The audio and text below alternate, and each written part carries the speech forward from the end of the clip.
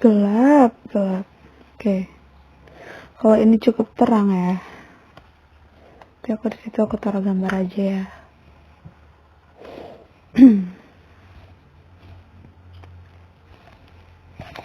What you gonna say? Assalamualaikum warahmatullahi wabarakatuh. Senang banget nih kita bisa ketemu lagi nih di kesempatan kali ini. Oke, ini adalah waktu untuk membahas sebuah film ya. Jadi aku bakal jelasin kalian tentang sebuah film yang aku udah tonton juga. Jadi karena aku akan menceritakan film ini, saya harap kalian udah nonton filmnya juga dan kita bisa diskusi bareng di kolom komentar. Ini pemikiran dan review aku tentang The War with Grandpa. Oke, dengan tagline-nya itu yang old school versus new school. Jadi aku berharap karena ada kakek yang udah hidup beberapa puluh tahun gitu kan, dia dihadapkan sama seorang cucu yang teenager mungkin. Jadi teenagernya si cucu ini ketemu si kakek yang udah lumayan berpengalaman dan namanya juga orang tua ya, sama kayak anak kecil gitu, gak mau ngalah. Hai anak kecil anak kecil mah ikut baik. Oke. Jadi ekspektasinya aku karena itu zaman sekarang dan zaman dulu ya pasti tentang teknologi gitu kan. Nah karena itu tentang teknologi, jadi aku berminat dong nonton. Secara sekarang kan orang udah pada belajar pakai pakai online, belajar online, semuanya serba online. Dan ketika si online ini atau digital ini ketemu sama yang udah old school, yang udah zaman dulu banget, dan ada semacam ini loh, kayak perselisihan kayak gitu yang akan dihadapi. Jadi saya itu sangat-sangat penasaran dan memutuskan untuk nonton. Oke, tapi ekspektasi itu guys tentang tentang teknologi, perselisihan teknologi itu definitely wrong, but terjadi di sekitar 5-10 menit awal gitu, ketika si kakek ini mau bayar non tunai. Nah sayangnya ketika si kakek ini mau dibantu gitu sama orang yang sama Pak Satpam yang ngerti cara bayar tunainya, si kakek ini gengsi gitu loh. Udah nggak tahu gengsi pula ya kan. Akhirnya terjadi cekcok di situ dan kalian nonton sendiri biar tahu serunya di mana. Oke, sekali lagi ya, ini mengandung spoiler. Jadi teman-teman yang mau nonton dulu silahkan nonton dulu film aslinya, dijamin seru kalau bareng-bareng nontonnya ya. Kalau sendiri bakal what is this, I'm just alone by myself gitu nanti. Karena gitu ya guys, karena gitu ya kalau kita itu nonton film yang lucu tapi ketawanya sendirian tuh kayak kurang aja gitu. Okay. So this film itu menceritakan tentang seorang kakek yang harus pindah ke rumah anaknya, berarti ke rumah anaknya yang udah berkeluarga itu, dan tinggal di tempat cucunya. Setelah tinggal di tempat cucunya, tempat anaknya, si kakek ini akhirnya ketemu sama cucunya dan anaknya tuh nempatin kakek ini di kamar cucunya itu. Kakeknya nempatin si nenek ini di kamar cucunya, habis itu cucunya ini, si anak ini disuruh nempatin loteng yang bisa dibilang namanya loteng ya. Sebelumnya itu gudang, terus bakal dijadiin kamar, dan si anak ini jelas-jelas nolak aja gitu.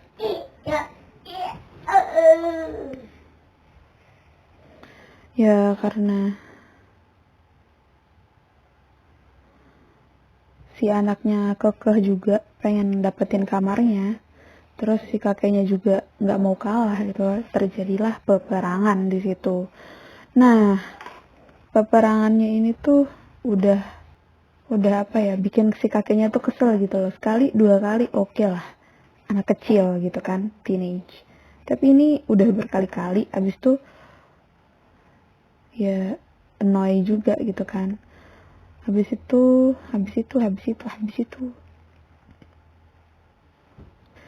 udah annoy, bikin rusak barang juga gitu loh. Pertama mereka tuh, si cucu ini tuh yang satu ini yang Amalia ambil itu gangguin tidurnya. Udah diganti tidurnya, barang kesayangan si kakek tuh dipecahin gitu loh. Barang kesayangannya tuh kayak toples isi kelereng gitu.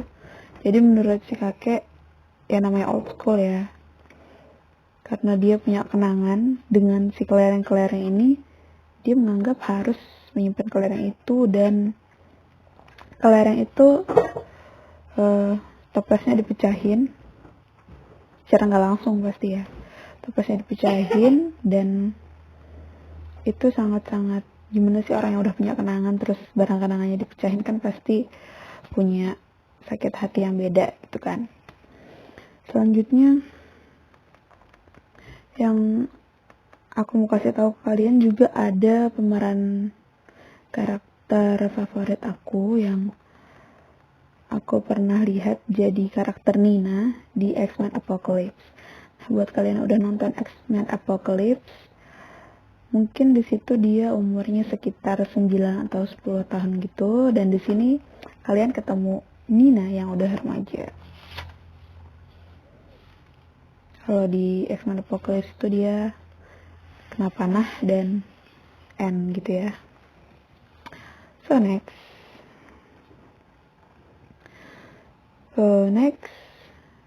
ketika kakek ini menyerang balik cucunya gitu kan, kesel ya. Kakek ini tuh menyerang cucunya, habis itu si kakek ini ngelepasin mur. Mending yang dilepas tuh cuman mur meja atau mur kasur, ini dua-duanya. Mejanya tuh isinya juga ada komputer, perangkat komputer gitu kan, lengkap.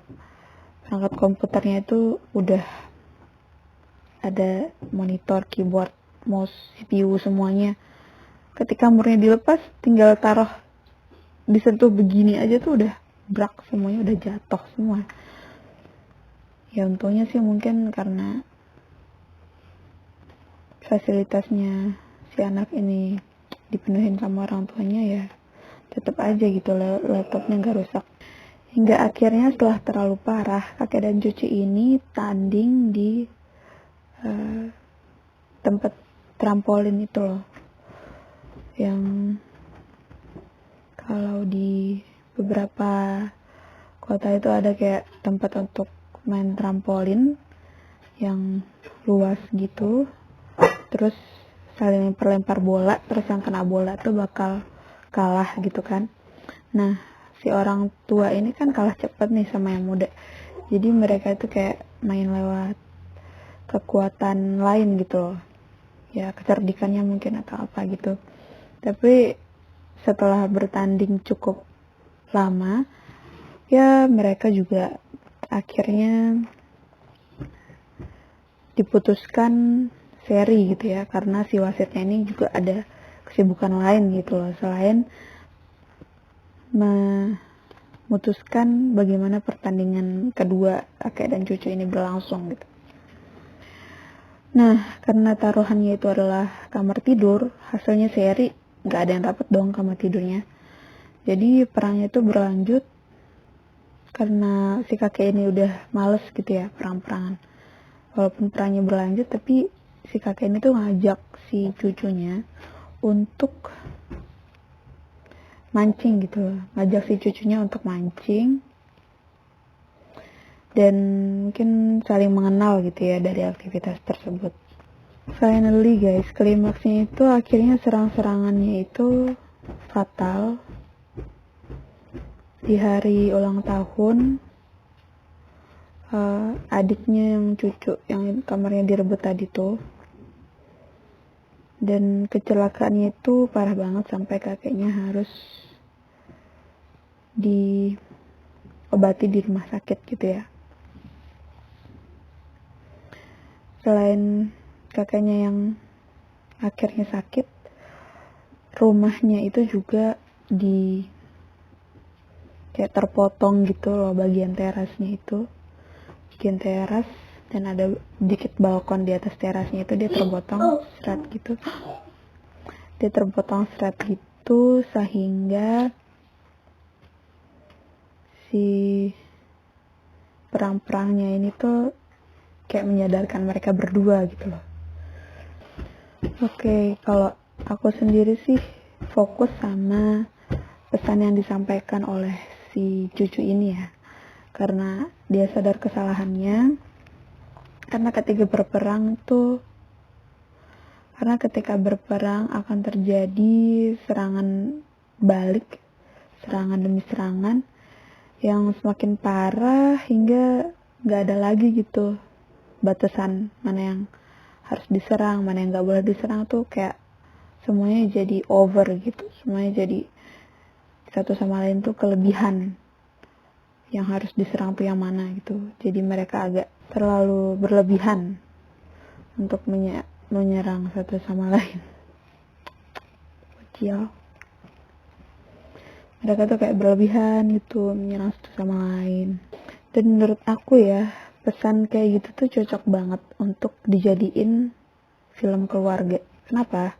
Karena pengetahuan tentang esensi untuk bermusuhan itu ya perlu dikenalkan gitu loh. Jadi siapa yang harus dimusuhi, siapa yang nggak harus dimusuhi, siapa yang harus mengalah dan siapa yang harus mengakhiri semuanya gitu. Dan kalau boleh semuanya itu kayak pas banget gitu loh dijadiin film keluarga. Kalau boleh mengaitkan film ini yang perang dengan kakek dan akhirnya sadar gitu kan, perang dengan si kakek akhirnya sadar kalau dia tuh gak boleh berperang atau mulai perangan atau menyakiti orang lain gitu ya. Kita kaitin aja sama perang yang terjadi di dunia ini gitu, yang ada di belahan dunia sana ya. Kita kan udah sering bersaing gitu kan, bersaingnya itu entah untuk kekuasaan, untuk benda, harta benda, atau bahkan yang paling parah itu ada yang penguasaan pertahanan militer, ada juga yang penguasaan persenjataan, belum lagi yang paling parah itu sama-sama pengen menguasai nuklir gitu. Sebenarnya untuk apa sih mereka berebutan bersaing untuk itu semua? Nah, menurut aku nih ya, mereka itu ingin melindungi apa yang mereka punya gitu. Dan yang paling penting yang untuk mereka lindungi itu pastinya nyawa, ya kan? Nyawa dari bangsa-bangsanya mereka gitu. Nah, terus selain nyawa, mereka juga perlu melindungi kemerdekaan mereka. Jadi mereka itu selain pengen tetap hidup, mereka juga tetap pengen memiliki kemerdekaan gitu loh, kemerdekaan untuk tidak dikekang gitu loh. Percuma kita hidup tapi ternyata dikekang, diatur, diancam gitu kan. Mereka kan perlu juga kemerdekaan. Nah, seharusnya ya kalau udah punya nyawa dan udah punya kemerdekaan, seseorang pasti sangat kalau udah punya nyawa sama kemerdekaan, seseorang pasti udah dapet dong kehidupannya dia gitu loh. Tapi mereka juga pengen untuk melindungi kemandirian mereka. Jadi udah punya nyawa, udah bebas mau ngapain, merdeka, gak dijajah sama siapapun, gak didikte sama siapapun. Mereka juga pengen mandiri gitu loh. Mereka mandiri bersama-sama untuk menentukan apa yang mereka mau dari sebuah bangsa atau negaranya gitu. Sayangnya nih, karena ketiganya itu vital gitu ya, tadi nyawa, kemerdekaan, dan kemandirian, menurut aku pribadi sini ya. Karena kemandirian dan tadi nyawa, kemerdekaan itu yang sangat ditekankan gitu, dimiliki oleh sebuah bangsa, dan kemandirian juga termasuk kemandirian untuk berpolitik gitu ya. Jadi dia tuh bisa berdiri sendiri gitu loh, menjalani asas politik yang dia yakini. Kalau ada negara yang nggak milikin 3 hal itu, mereka akan dinilai cacat karena tidak bisa memiliki 3 hal tersebut gitu loh. Hingga akhirnya nih, yang menurut aku cukup parah ya, ada beberapa negara, salah satunya Palestina, yang dianggap memiliki kekurangan itu. Sehingga dengan sangat miris dan terpukulnya kita dengan apa yang terjadi sama saudara-saudara kita di Palestina, mereka dianggap harus dibombardir oleh negara Israel, yang pastinya dalam negara Israel itu sendiri tuh ada yang mengecam gitu loh perilaku tentara Israel tersebut. Ya, itu seperti wujud nyata akan kebiadaban kalau orang yang megang senjata itu orang yang bukan punya pengetahuan gitu loh. Jadi untuk apa mereka punya senjata tapi ya udah kayak joker aja gitu loh. Orang cuma ngomong A dikit langsung door, padahal sebenarnya bukan gara-gara A, ngomong-ngomong A, B, C itu bukan, tapi karena emang sasaran itu orang aja pengen ditembak gitu loh. Kalau di negara lain ya dihimbau, siapa gue ngehimbau, pokoknya dihimbau kalau bisa bantu menghentikan peperangan gitu loh. Ya pasti lebih baik daripada aku yang cuma berteori kayak gini. Akan lebih baik juga kalau kita bisa menghentikan peperangan itu, baik diplomasi atau bagaimana lah. Aduh, hati aku hancur. Dan kita akan belajar lagi tentang pemilikan senjata itu di video aku yang selanjutnya. Dan pengetahuan yang aku bagiin tentang senjata itu berdasarkan film yang aku tonton ya. Dan aku bukan seorang expert dalam bidang perang-perang begitu, cuman kalau aku bisa mengambil kesimpulan dan pandangan, mungkin aku akan berpandang seperti ini, kayak gitu. So, yang pasti doa kita selalu untuk kemerdekaan rakyat Palestina ya. Semoga mereka semua juga punya sesuatu untuk dianggap merdeka dan mandiri juga gitu. Bahkan nyawa mereka, karena mereka itu gak punya militer yang resmi, mereka harus menerima berbagai serangan dari Israel, itu serangan senjata, dan dari orang-orang yang gak suka sama Palestina atau yang mendukung Israel, ya serangan ucapan yang gak menyenangkan lah.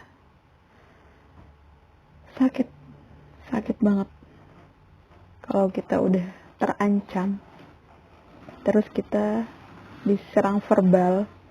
Itu mah udah fisiknya sakit, jiwanya juga ikut. Walaupun gak kelihatan, tapi it's really hard. Oke. Sampai ketemu di video selanjutnya. I'll be right back.